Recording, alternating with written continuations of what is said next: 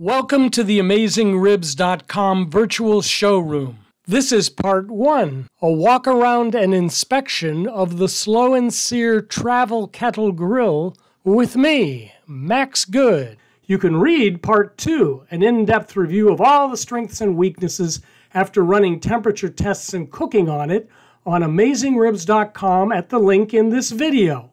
This cooker was sent to us by the manufacturer. Please note that we don't charge to review products.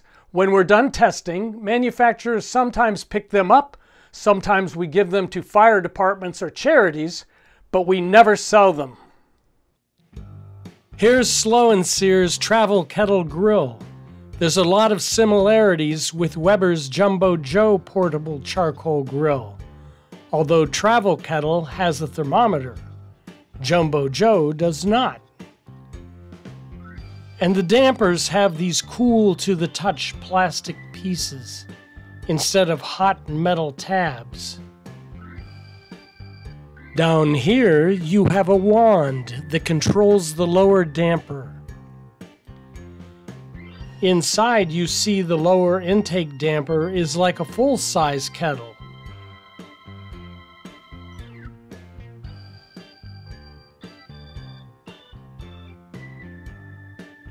This little wand opens and closes the vents, and also sweeps ash through the vents into this removable pan below. Here's a couple S&S features we really like. A smoke hole at the bottom under the charcoal grate. This is designed to accommodate a fan controller, like the popular barbecue guru. But if you're smoking low and slow, you can also shut down the lower vents and just use the smoke hole to control temperature. If you need to adjust it, you can. There's a smaller probe port up here that allows you to thread a temperature probe in and clip it to the cooking grate. The charcoal grate has a wider diameter than Jumbo Joe, so it can spread heat across a wider area. And when we pop in the S&S charcoal basket in a minute, you'll see that the wider grate lets you push the fuel further away from the center to increase two-zone separation.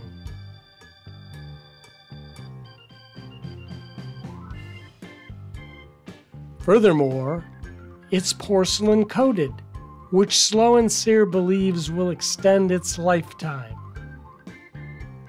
And here is the famous Slow & Sear charcoal basket.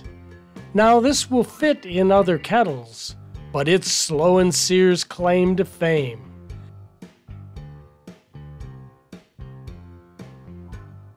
They instruct us to place it opposite the smoke hole.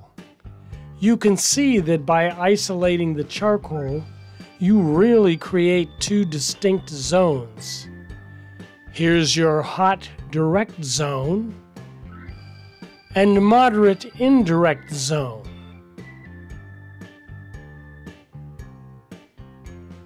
And this double wall acts as a baffle for increased separation.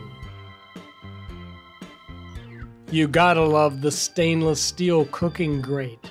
It's a big upgrade from the plated steel grates Weber uses.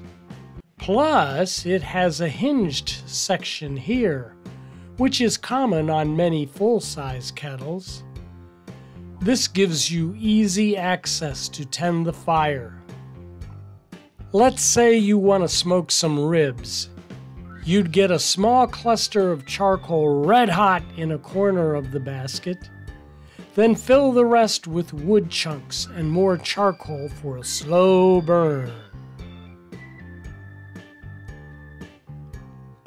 You can use the bottom dampers to control temp, but I'll tell you, that smoke hole works really well.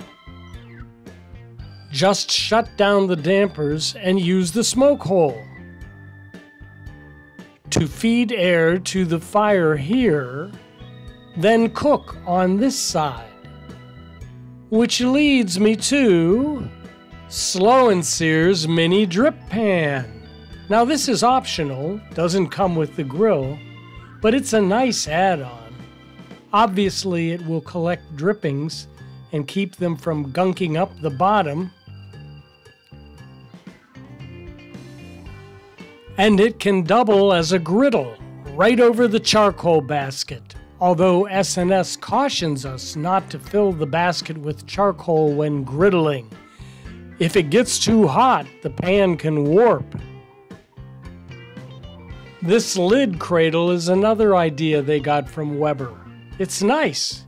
Easy to hold your lid out of the way when you need to do some flipping.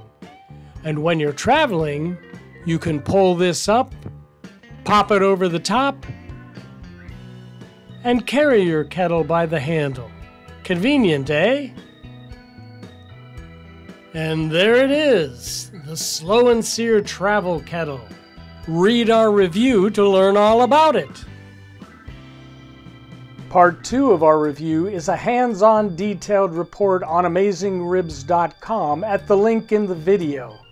For more virtual showroom videos, cooking demonstrations, and everything you need to know about outdoor cooking, please subscribe to our email newsletter, Smoke Signals. Subscribe to our YouTube channel and follow us on Facebook. Be sure to check out Meathead's amazing rubs and sauce. Or best of all, try a free 30-day trial membership in our Pitmaster Club.